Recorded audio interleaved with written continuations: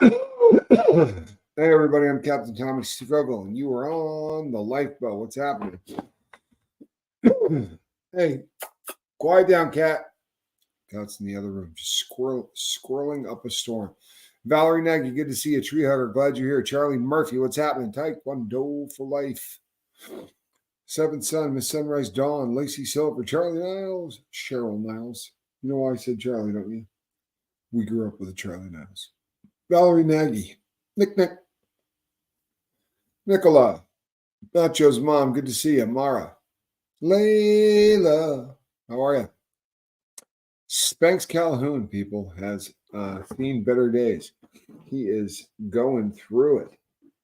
He called last night, or he texted last night, and was really having a bad time. So I told him I was hoping I was going to see him in the morning, but he was really struggling. So I'm not at all surprised that he's laying in. So thoughts and prayers for my boy, who is Squirrel. We're not going to crawl on the keyboard today. We're really not going to crawl on the keyboard today. Come on. She is a, what's the word I'm looking for? Diva. She's a spoiled kitty cat. If maybe we could get in the basket, that would be a good idea, huh? There you go. You think it's all easy, people. Normally you're seeing this off camera. It's not. This is not the easiest animal in the world to deal with, I'm telling you. She's a pro. Don't get me wrong, the cat's a professional.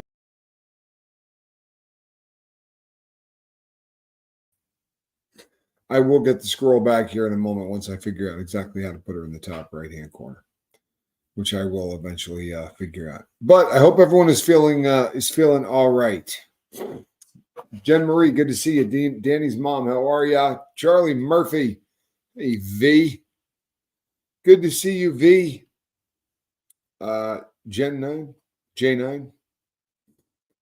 good to see you, J9. Still no razors. No. I am a high and tight. I have been donning the chapeau for no other reason other than the fact that I'm a big fan of hats. As you know, men aren't wearing enough hats. Come on, man. It's a great reference. That really is a great reference. Someday you. What's that? You don't know what I'm talking about? At the very end of the film. What's that? Aha! This is really when you need a camera, because I have Johnny Scoville. Johnny Scoville is currently wearing a really good looking hat, but I have a Johnny Scoville cam, but the Johnny Scoville cam was being used yesterday. You guys, some of you asked at the end of yesterday's live feed if Johnny was doing a interview. He was doing an interview at the end of my live feed yesterday, but he had the equipment over there for that. And normally Spanky would have come over here and brought that back, got it all set up. Just in case you're wondering, that is the I need more cowbell. Spoiled animal. I don't think you have any idea. That is a very spoiled kitty who spent about an hour on the couch last night, just absolutely refusing to let anyone not touch her. Was she on one? I mean, this cat got it was so affectionate that it got annoying for a good solid hour. So if you saw the thumbnail, people, we'll get back to squirrel, I promise. If you saw the thumbnail for today's video, then you saw Kelsey, whatever his name is. This is the cat that is dating Taylor Swift. Now, I wanted to do this video, honestly, the day of the Super Bowl or the day after the Super Bowl, whatever. And then something came up, and then something else came up, and then something came up. He had a mock-up version of the Lombardi Trophy. This was not the real Lombardi Trophy, right? So no one should get too awfully concerned that he spiked it like a football, right? After pouring a full beer down the length of it so that he could chug it like a what's the word I'm looking for? Like a freshman in college doing a beer funnel. And now, here's the deal. Here's the deal. Personally, I don't matter much. I mean, it doesn't matter much to me what this cat does. Now, I am one of those people who is really struggling with the buzz shaming thing, because there's a part of me that wants to yell, "Well, that's a pretty cool damn thing," right? The idea that people would be buzzing people over the idea of getting a buzz on. This is not necessarily something I think is such a bad thing, right? However, the trouble is we start going down the shame road. I like the idea that people aren't enthusiastic about partying. I like the idea that people are looking at somebody. Wasn't it like just one beer though? Well, it's really hard to tell. If you watch the clip of film, he doesn't look like he's had one beer. If you watch the clip of film that the thumbnail is taken from, Brazy Girl, good to see you. It doesn't look like he's had one. It looks like he had been going fairly heavy. And there's a lot of gossip out there about Taylor Swift's reaction to it. There are gossip columnists out there that are writing on both sides. Some saying that she didn't care whatsoever. Others saying that this really was a hit on the relationship, and that they, through their publicists, have said that they're not going their separate ways, but they're cautiously moving forward. Cautiously moving forward. If you have to tell your publicist anything, you're not doing well, right? You don't need to tell your publicist anything unless things aren't so good. That's my humble opinion. What do you think, Johnny Scoble? I agree. He's in full agreement that that kind of sounds like BS to me. My question is this, truthfully, and this is something that we're going to see continually come up. You know, I was going to have the film for you too, but Spanky, so at like 1 a.m., he sent a text that said, "I know you're asleep. I'm dying. I have the worst cramps I've ever had. And since I wasn't asleep at the moment, I reached out to him, and he was just really, really struggling. And I said, don't worry about it. Get your morning taken care of." So again, thoughts and prayers for Spanky. But he was going through it last night. But I had the clip of film of it. Also in the same video that we were preparing was another image of a wide receiver. Is it a wide receiver? Who was passed out on the ground with a bottle of Hennessy in his hand. May have been a running back. Might have been a running back. Whatever. It was an athlete. No difference. It was an athlete passed out on the ground with a bottle of Hennessy in his hand. In the street. Literally passed out in the street. Now, you know what, people? Anything that gets us talking about addiction, I'm probably not really angry about. Even if it's not a good thing. If it gets us talking about addiction. The other day I came on here and I did a show. The other day. It was yesterday. The day before. Where I did a show where I talked about fentanyl as a murder weapon, because a woman in Texas was found with a straw cut so that they could snort. Thank you, Kristen. Appreciate you. And I talked about whether or not somebody partying with somebody who then dies is a murderer, because this is a question that is coming up. And it's going to come up again and again and again and again. We're a little channel. I get excited when bigger channels do the same stories. But Surviving the Survivor is going to be talking about that same story next Tuesday. And I am going to be the guest speaker on. And that show is going to talk a lot about fentanyl and a lot about some laws that I'm concerned about, and I think a lot of people are starting to get concerned about. The knee-jerk reaction laws that I was talking about yesterday. The good old US of A saying, I got a great idea. We'll just punish everybody now, right? If you're somebody that got anywhere near this stuff in any way, if you had the dope that killed your friend, right? Well, now you're going to be charged with murder. Watch how fast people get away from someone who looks like they're overdosing. That's all this is going to do. This is going to increase the number of overdose deaths that we see. It's not going to decrease it. It's not going to do a damn thing to get people to do anything except run like the wind. I'm old enough to remember when this was the law in the first place. We had this law once before. We replaced it with something called the Good Samaritan Law in all 50 states that said, if you stick around and try to save the person's life, even if they die, you're not going to be in trouble. That seems like a pretty good law, right? That one makes a hell of a lot of sense. Maybe we should stick around with that one. Is you guys were getting high together. Which one of you bought the dope? You did? Okay, murderer. I got to be honest with you, people. That one doesn't make any sense to me at all. That one does not make any sense to me at all. Do you understand? It literally makes no sense.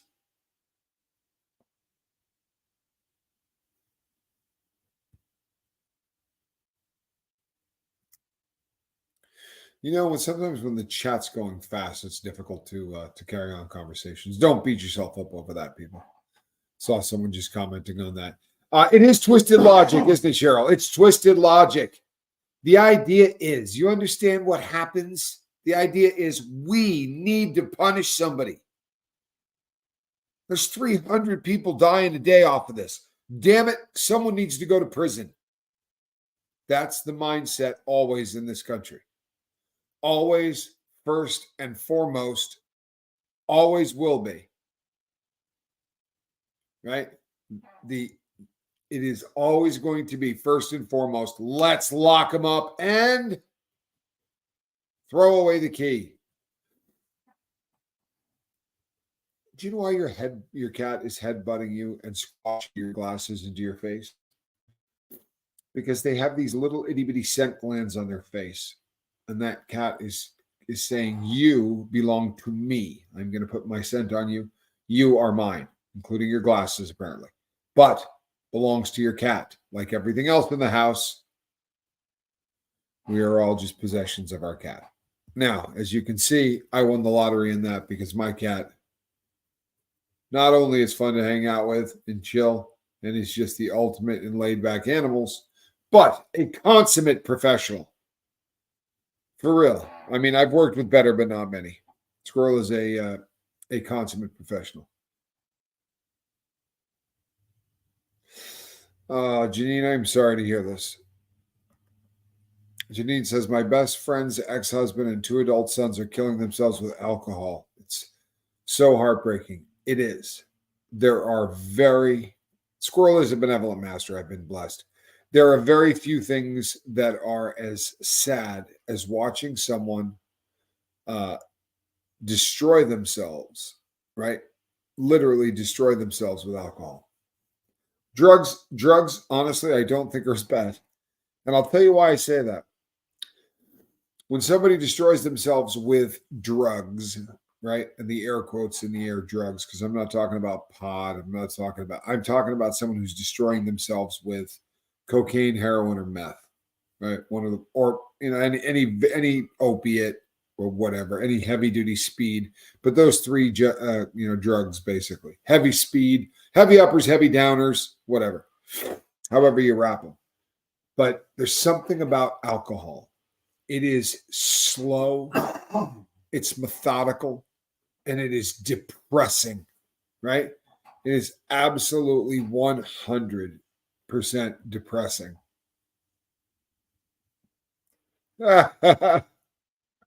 I'm sorry, I love this. Both of our cats rub on our dogs all the time. The look on the dogs' faces is priceless. Well, the cat owns the dog. And the dog understands what the cat is doing, which makes for those great faces where they look at you like, you got to be kidding me. I had a 130-pound golden retriever when I got my last tortie. And I had the greatest picture ever where the tortie, which at the time was honestly about just big enough where you would have a hard time getting it in a teacup. And we had her on a cat skin, like a leopard print kind of blanket right next to the couch on the little footrest, the hassock, the ottoman, whatever. And the dog was standing behind it with this look on its face, like it wasn't looking at the cat; it was looking past the cat at the camera. Like, are you joking? Like I come out of the room and find this thing on the footrest. What the hell have I done to deserve this? And the poor the poor dog, because it was the most patient animal in the world, right? My previous cat's name was Fiona. And Fiona would jump up on the back of the golden retriever and ride it around for fun. And it wasn't velcroing itself by sticking in as tough as it could. But of course, it had to grab on at some level. And I would just look over at the poor dog and think, oh, man, all those years of being a good doggy, and now it's stuck with this animal torturing it. Seventh son, hope you're feeling better. Seventh is trying to cut down on the amount of medication that he is given via a pain pump. This is a very difficult thing to do. So thoughts and prayers. It's also something that needs to be done very, very slowly, which is my humble opinion. Not something that he was doing either. Just my humble opinion. People, my default, in case you ever want to ask this question, because I get it a lot from a lot of people. How would you recommend detoxing off of? Finish that sentence any way you want. How would you recommend detoxing off of heroin? How would you recommend detoxing off of methamphetamine? How would you recommend detoxing off of? If one of the options is slower than the other, that's the option I would recommend. I do not believe in the hassock, an homage to Long Island. You caught that, Sandy? I'm glad that you caught that. The hassock. It is. Johnny is not wired up this morning. We have the equipment. He'll be wired up tomorrow. We have the equipment, but Johnny just got a kick out of that.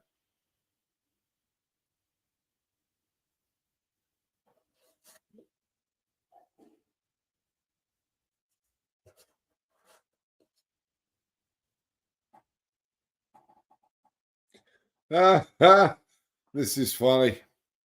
My pitties, and I assume that is a reference to pit bulls, have mad respect for Cat. It's so funny. Cat will plop right down by the big dog. I get that look of what the, and then they cuddle. Yeah, cats, and there is a real magic that, we grow up watching cats and dogs chase each other in every cartoon. So we know that they're not to get along, right? In fact, we know that by nature, it's not possible. You learn that by the age of 4. Cats and dogs will fight. In fact, they will fight like cats and dogs, people. Keep up. They will fight like cats and dogs.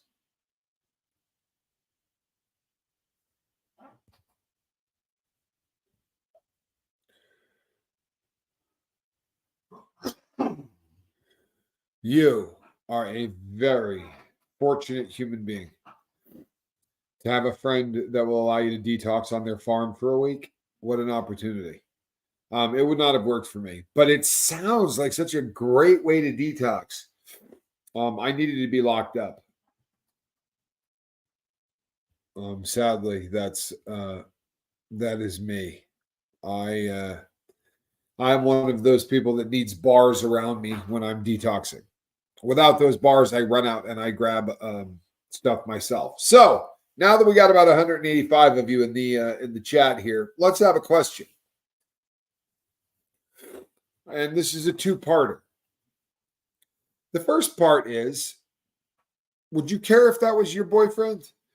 If your boyfriend looked to the world like he shotgunned a beer by using the Lombardi trophy to do it, and then after yelling "Wah!" several times, spiked the beer that had about this much left in the bottom of it onto the ground, sending alcohol flying, and then spiked what people believe to be the Lombardi trophy, which made an unbelievably great sound.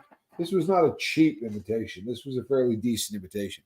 This thing made a sound like the real Lombardi trophy would probably make if you spiked it like a football.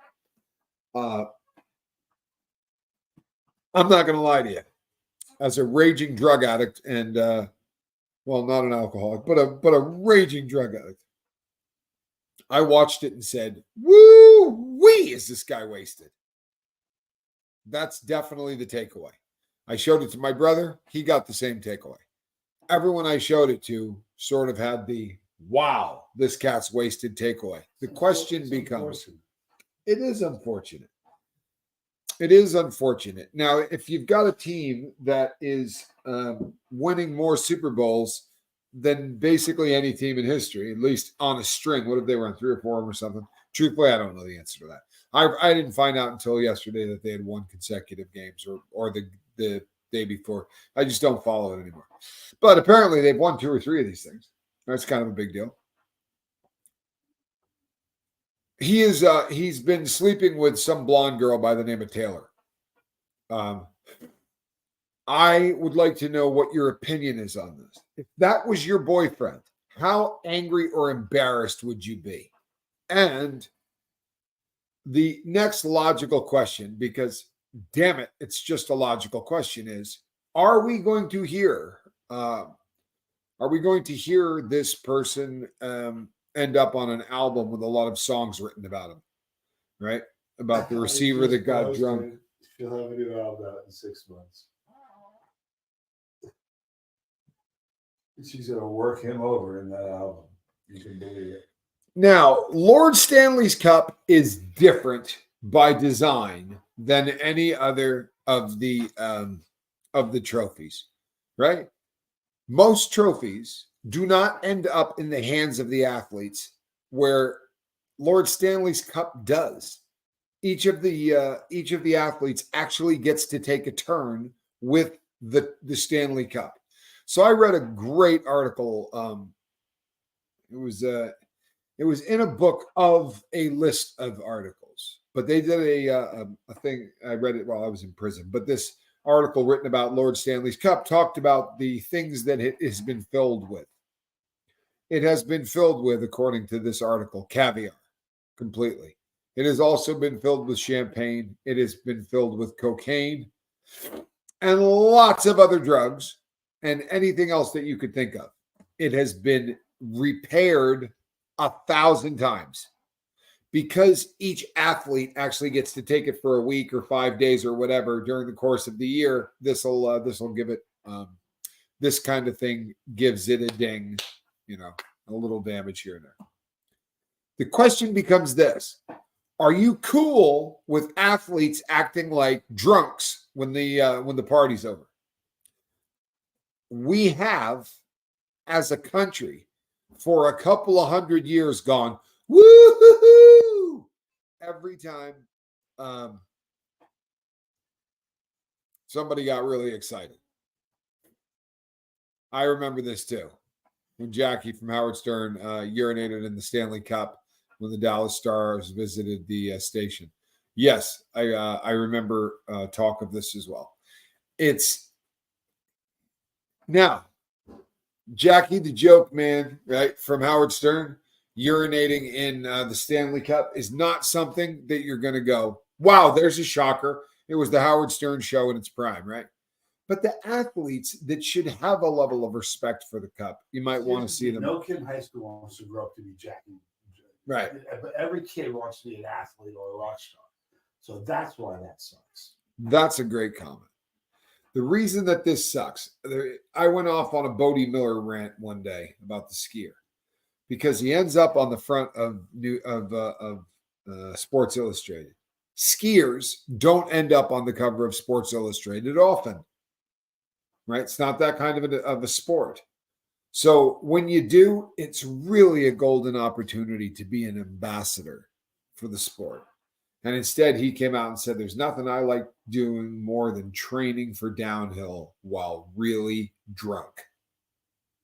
And I remember thinking to myself, wow, is he an ass? Now, maybe I'm out of line, and maybe it's not his responsibility to be a role model and all of that. But you know what? You are a role model. Whether you like it or not, you're a freaking role model. And there are kids all over the U.S., right, who honestly get in front of the mirror and get into a tuck position and look at themselves in the mirror to compare themselves, right, to that athlete. I used to take my skis off the way my hero did. Like it was everything I did the way my ski hero did. How I put my skis on, how I took them off, right? How I leaned on them. Everything that I did exactly how my hero did it. I think you got to be really careful. It's for real. Bored. I mean, yeah, you know what? Sorry. Kids watch this stuff. Athletes are heroes to kids. And this, maybe that's not, and I hear people all the time go, hey, F that. It's not their responsibility. I've even heard athletes say that personally about themselves. Screw you. I'm not a role model. Well, you don't get to check that box on the athlete card. When they're having you take the picture for your rookie card, there's not a section that says, don't want to be a hero. Kids can screw themselves, right? You don't get to check that box.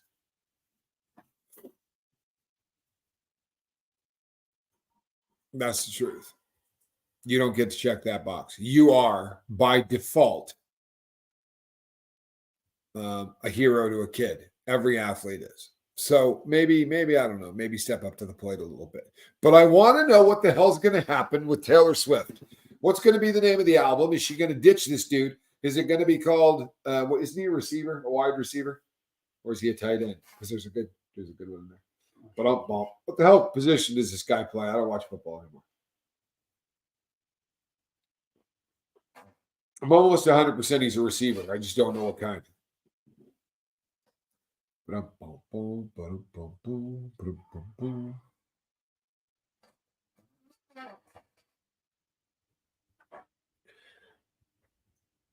You know what? The last time I talked about this, someone else said it. And I'm glad you're saying it now because the first time I heard it, I thought, I wonder if that's the truth or if it's one. But now when you start hearing it from multiple people, someone else wrote, Kobe was really not into any of that. That he did, that he was very sort of in your face about the fact that a bunch of kids are going to be watching this. Let's not be hosing each other down with booze and acting like idiots. You know what? Here's the thing. I honestly was the most abusive partier you ever met. It almost feels disingenuous and silly to talk about somebody that parties after a sporting event because I also understand what it means to spend your entire life training for something that might not ever happen anyway. Right? You can spend your entire Oh, come on now. Huge Taylor Swift fan. I'm shocked you didn't see this coming. No, I'm going to tell you this because it's funny. But I lived with a guy named Donald Scott Taylor. And he was a huge Taylor Swift fan. I lived with him in prison. He was a cellmate. He's dead now. He was murdered inside. He was killed by somebody inside. I don't know if you call that murder. He was killed in prison by another inmate in his cell in Victorville. But I lived with this guy in the special management unit for a long time, over a year. And he was a Taylor Swift lunatic. Like every single time a Taylor Swift song would come on, he would bang the bunk really hard. And he'd go, Taylor Swift. And there are 5 presets on the radio. And instead of just learning all the radio stations, because there's only about 4 in the whole place, everybody just puts them in the same order. So if there's a really good song on, people can yell like, 3. And you just hit number 3 on your radio, and everybody can sort of adjust to things at the same time. But he never missed an opportunity to tell me that there was a Taylor Swift song on. For a psycho, who is this Taylor Swift person? Says Valerie Nagy. My understanding is, and I could be wrong, my understanding is this is a driver for DoorDash. Met the wide receiver that spiked the fake Lombardi Trophy. Blonde, a little light in the rear end. With all due respect to her, lovely lady. Looks like she could maybe not skip quite as many meals as she does. I'm not being disrespectful. I'm not body shaming or anything else. I'm just saying she could use a few hamburgers. And that's not a disrespectful thing to say. You think it is? Am I going to catch y'all for that? She needs a couple of hamburgers and maybe a few plates of nachos. Right? That's all I'm saying. And a couple of steaks and some mashed potatoes. Am I done? Did I overdo it? Yeah. I'm done. Come back to later. Okay, maybe done. And I don't think it was abusive. And that's a personal opinion, and everybody has one. Doesn't make you a bad person for having a personal opinion. Even if that personal opinion is, it wouldn't kill her to have maybe a little creme brulee, or chocolate cake or something. Maybe a snack after a meal. That's all I'm saying. Personal opinion. Squirrel's cleaning her foot. Her black one. It's hard to see because it's black, but she's actually hovering it about 2 inches off the ground to get the good chew on it. How's that foot working out for you? Every once in a while, a cat will chew a foot, and it almost looks scary, like they're trying to remove it. Look at the way she is going after that tail. Yes, dude, that's crazy. Yeah, I'm not sure that's healthy, and it's scaring me a little bit. Cat, you're banned. The land of Nod, east of Eden. You've scared me.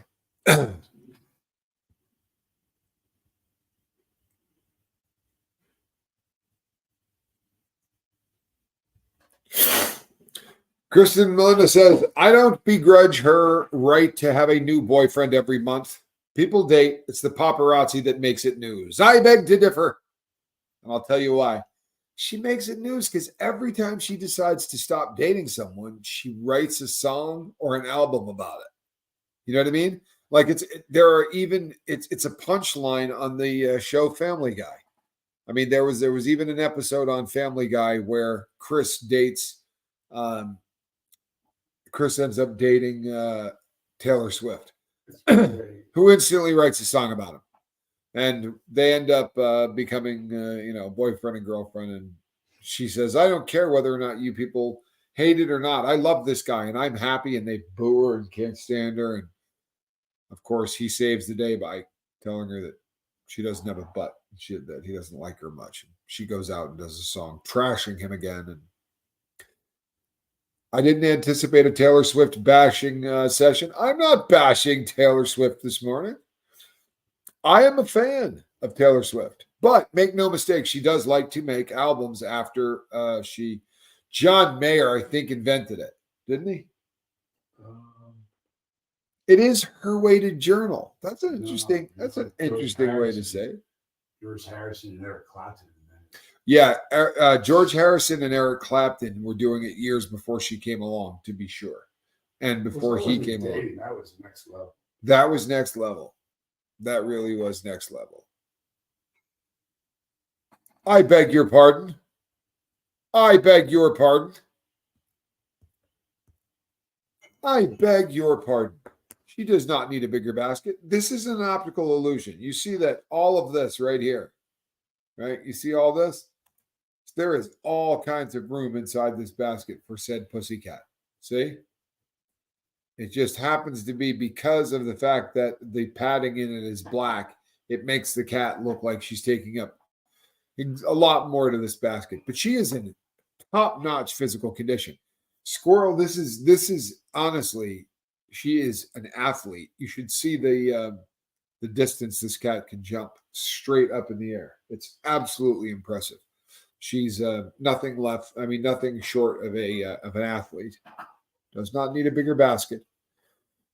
She's loafing is all. She this is one of her favorite positions, especially this time of day. Carly Simon, but Mountain Girl makes a good point. Here's the thing, though. Who was Carly Simon writing about? Right?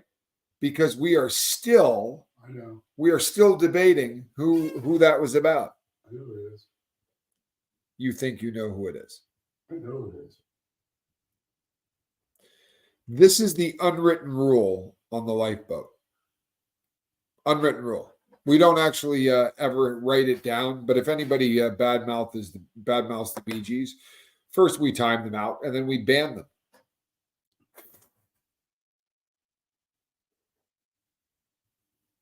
Well, you know what? I didn't know that, but that sounds like it was awfully kind of her, and I like that too. Susie Q is the go-to song "You're So Vain" for karaoke. Good karaoke tune. You walked into the party. I am a walking karaoke machine. I don't need the song, the words to come up on the screen. Matrix Rabbit says, Bee Gees love them. Of course you do. Of course you do. String, good to see you. Honor to have you. Don't know that I've ever said hello to you. Hey, Swiss Vape is back. Gotta go just in time. All right, Vape, please take care of yourself, man. Good to see you. Body is a Wonderland was about Jennifer Love Hewitt.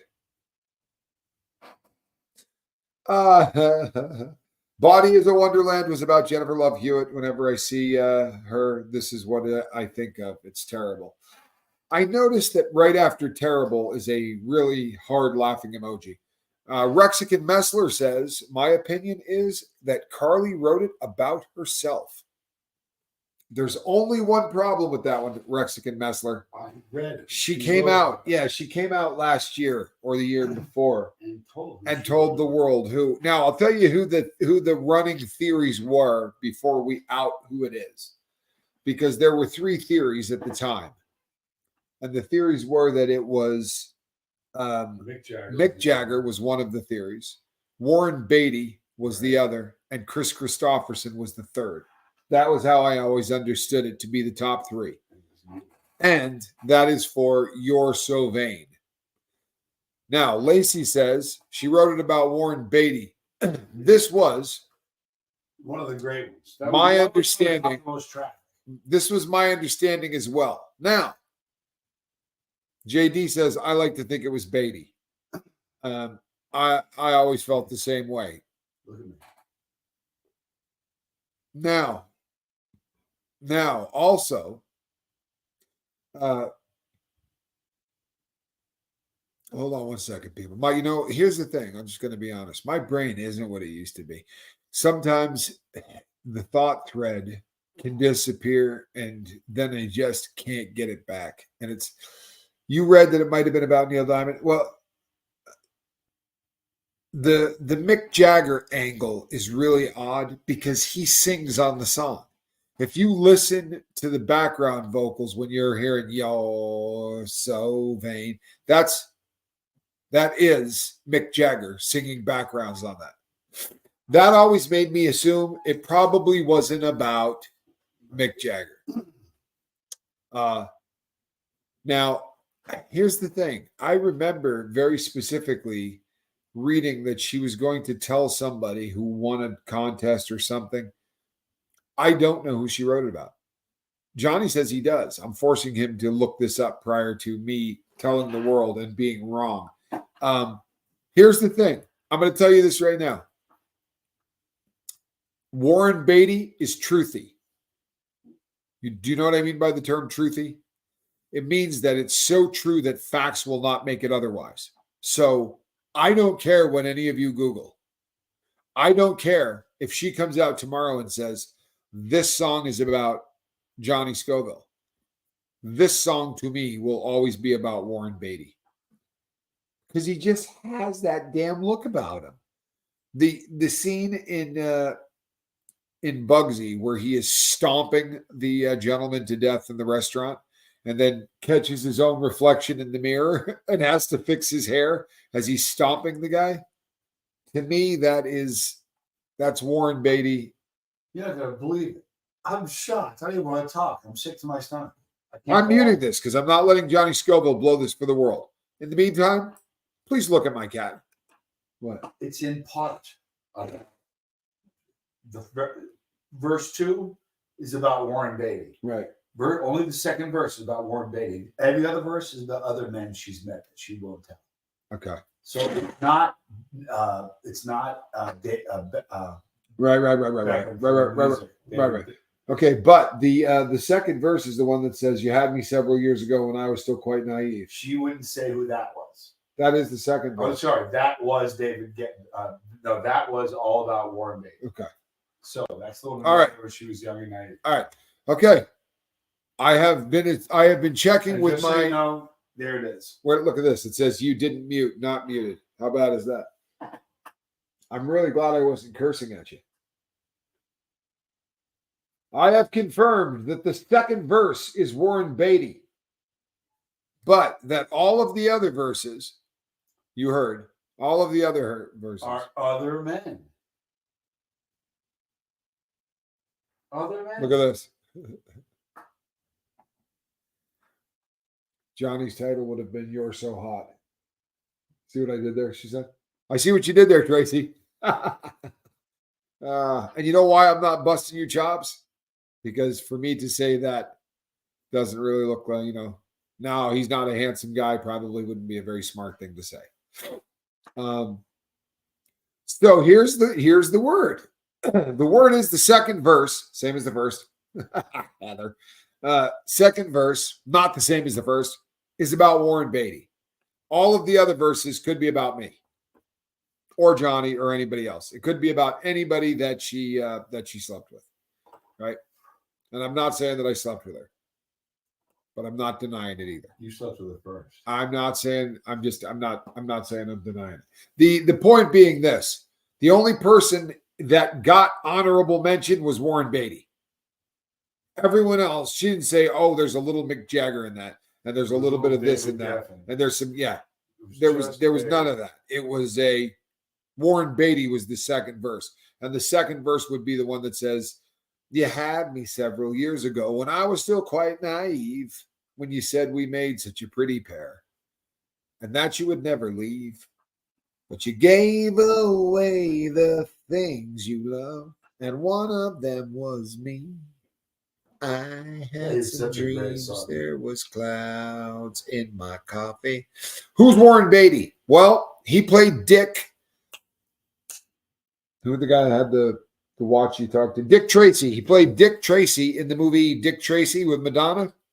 That was Warren Beatty. He was also in the movie Hair or Haircut or Shampoo. He was in the movie Shampoo. His sister is the one girl that's always talking about the chakras.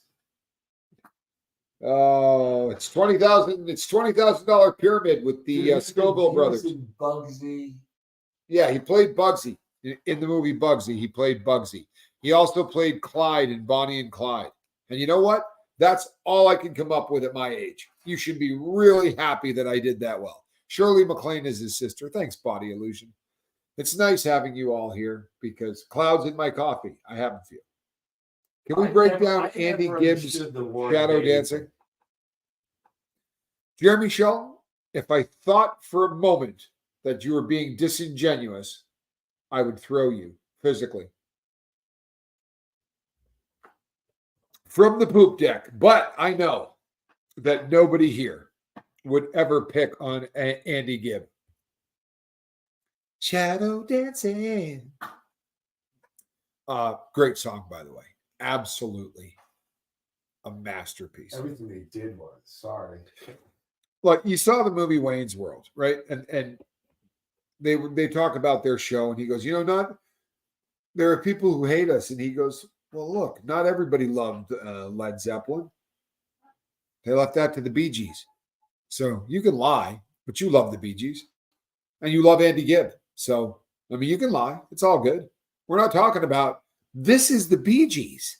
This is Andy Gibb, right? We can joke, but this isn't Caddyshack 2. These are the brothers Gibb. Now, of course you loved Andy Gibb, Goddess Divine. Of course you did. Why wouldn't you? First of all, let's be really honest, right? I'm pretty secure in my heterosexuality, but he was a very handsome dude and arguably better looking than Sean Cassidy, who was on the oh no, who said it? Matrix Rabbit. Do you see this? Johnny, Matrix Rabbit says the Bay City Rollers. Oh my God. Are you allowed to say the Bay City Rollers on a Friday? Doesn't it have to be Saturday in order to even say the name Bay City Roller? It has to be an SATURDAY night. You can't talk about them just on any day of the week. See what I did there? Did you? Did you see what I did there? You saw Toto on Wednesday. Could you say that in my good ear? Toto is still touring? Are you catching this? All I want to do when I wake up in the meeting is Rosanna, Rosanna. You saw Toto Wednesday. Wow. Wow, is that cool?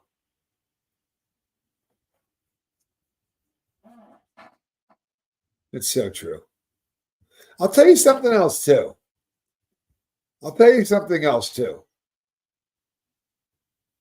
Jen Marie is a genius. This has to be a thing. Feldman Friday. This has to be a thing. I'm sorry. It really does. It has to be a thing. No one has a choice. Jen, you're a genius. Midnight Show, thank you so much. One more person turning green. Leif Garrett. My sister may or may not have had a picture of Leif Garrett with a gold chain, the open shirt, little taco meat exposed on the chest, because that was the 70s, and a little taco meat was so cool in the 70s. You remember in the 70s, you rocked a little bit of that curly chest hair, and everybody was like, hey, check it out. He's got chest hair. Now we start shaving that at the age of 10. At least if you're Italian, you do.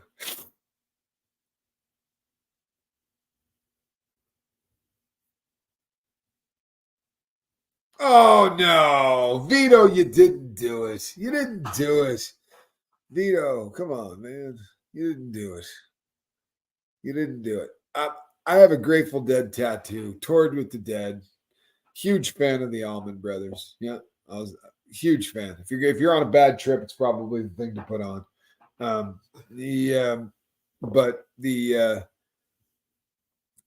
You realize that I'm not even joking you. You know what music is probably hands down the biggest moneymaker in the entire world? Muzak. For real. Muzak. That stuff that when you get into the elevator, you hear do, do, do, do, do, do, do, do, do. You know the elevator version of, we all joke about it? Yeah, Muzak is what that's called. And Muzak makes more money than you can possibly imagine. We're all giggling at how stupid elevator music is, and the people that own Muzak are sitting on an island that they own, and that island's probably called America or Europe. I hear the drums echo in the night. Tears only whispers of some quiet conversation. Yeah. Oh yeah. Matt Neal, well played. I know that I must do what's right. Sure as Kilimanjaro rises like a leprous above the Serengeti. Come on, this is genius. How do you write that lyric? No, writing it is something. How do you stand? You know what? I want to tell you how to write this lyric, but when I muted it, didn't work, and I could get in trouble. But forget writing that lyric. I get that. It's how you sing that in front of a group of serious people. Like, how's that? Excuse me. That hurts. That's big time hurts. Oh. Love music trivia. Adam Ant. Don't drink, don't smoke. What you do, you do. You don't drink, don't smoke. What you do, you do. Davey says chest hair is cute. You're hold on. I'm sorry. You're a chest hair fan, Davey? I know you're kidding, but you think chest hair? If you like chest hair is cute, hold on. There you go. And I'm done. I just grew some. It takes about 45 seconds and a little bit of concentration, and I can grow my entire chest covered in hair. JD says, Leif Garrett, I know the picture you speak of. Of course you do. Of course you do. And you know what? There was a big car accident. I don't remember exactly how this went down, but so in this car accident, what? You're such a jackass. I don't want the Family Guy version. I was serious about this. I'm sorry. I can't believe you said that, man. It was great. It was a good line. But I was serious. Andy Gibb died a tragic death on cocaine, and I'm not going to pick on Andy Gibb ever. He overdosed. You know how I feel about people that overdose. The cat is protesting anybody saying anything bad about Andy Gibb. You should all feel horrific for running off Squirrel. It's all right, kitty. She is in protest drinking water viciously behind me right now. She might come back if we're lucky, but she's a pretty big fan of soft rock. I'm just saying she's a pretty big fan of soft rock. So there was a car accident back in the day. You're going to rewatch this just to hear me catch a little Toto. You have entirely too much time on your hands, Miss Sunrise Dawn. You have entirely too much. And now, ladies and gentlemen, Conway Twitty. You know what, Jeremy Shelton? Play that game. Fart around, and watch what happens. Find out. Yeah, find out. I will bust out with I will outdo Seth MacFarlane. Because I can see the want to in your eyes. I think I can bust out every single word of that song. Don't play with it. I was about to say you could end up with a duet of about 7 or 8 different Conway Twitty songs that my brother and I could easily rip off the top of our head just because of how much airtime they got on the radio. You know what? Here's the thing.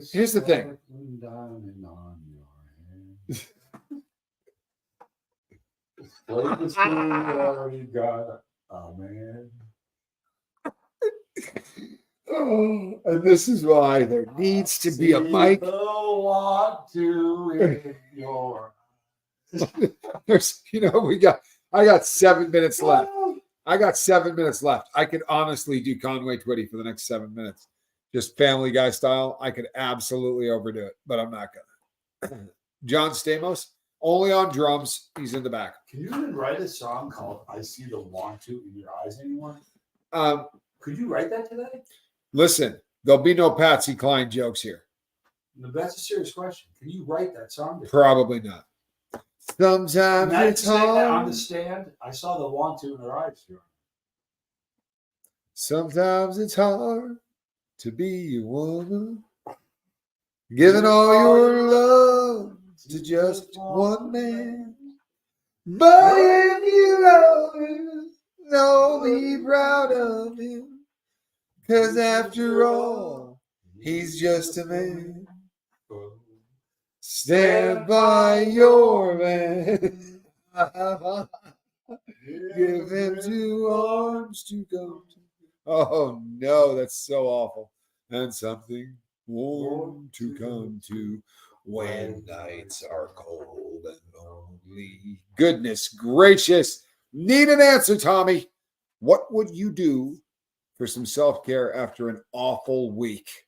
Crew has been helpful. Sorry, off topic. It's not off topic at all. Are you kidding? We were talking about the Bee Gees. We were talking about this is, if at all possible, a good walk is not a bad thing. And every one of your senses will get attacked. Absolutely. Absolutely. I am the biggest proponent of walking because of what it can do to your senses, right? But sometimes self-care is getting off of your feet.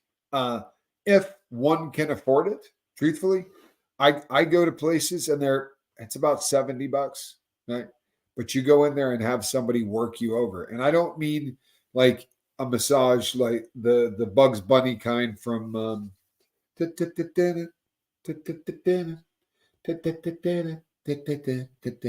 right now. I'm talking about like elbows in there, people working on their heels.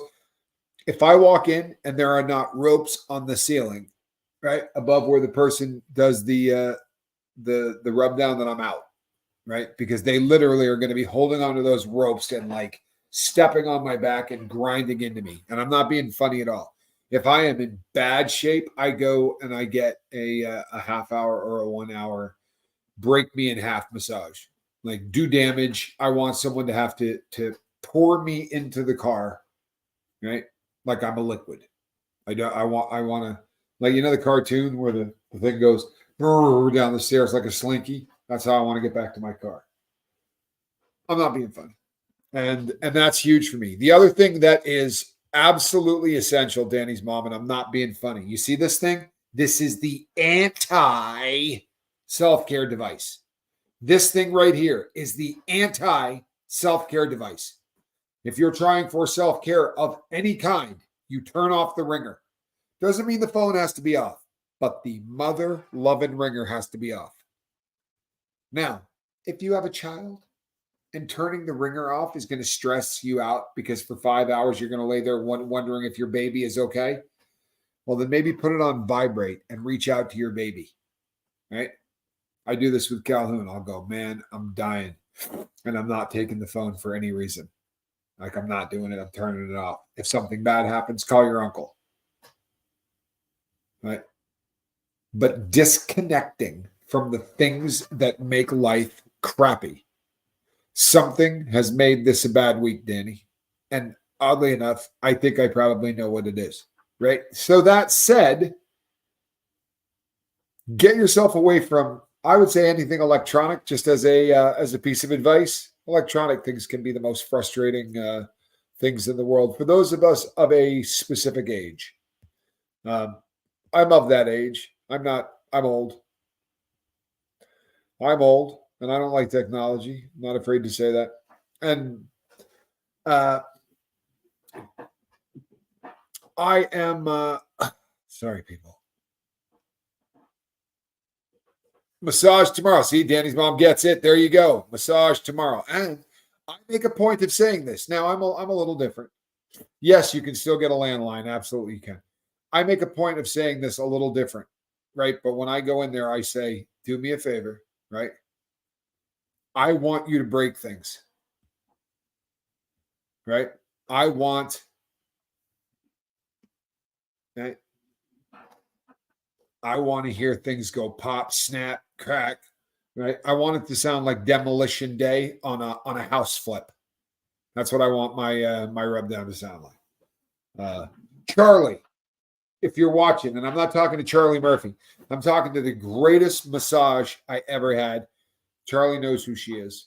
I actually got a bunch of massages from Charlie when she worked up at Snowbird Mountain Resort, and then she got stolen away from us by one of my uncle's best friends. Ukrainian woman that you got massage after we went skiing, and you said she's going to hurt you, you'll tap out. I said, I don't know what you're talking about. And she massaged me for 2 seconds. Yeah, this is the person we're talking about. Yeah, Charlie. Oh, Charlie was the name? Yeah. Well, that's not her real name, but she called herself Charlie. She took the name of the character from Young Guns on account of a bad mushroom trip. She could take lug nuts off with these fingers. She think I'm fooling. You know, I'm not being funny. She could change the lug nuts off on a tire by going. She had the strongest hands of any human being on planet Earth, and she was lovely to look at. She was lovely to look at, and was a big girl, but just beautiful. What? Wasn't she beautiful? She's a really big girl, but she was beautiful, beautiful girl, and almost broke me in half the first time that.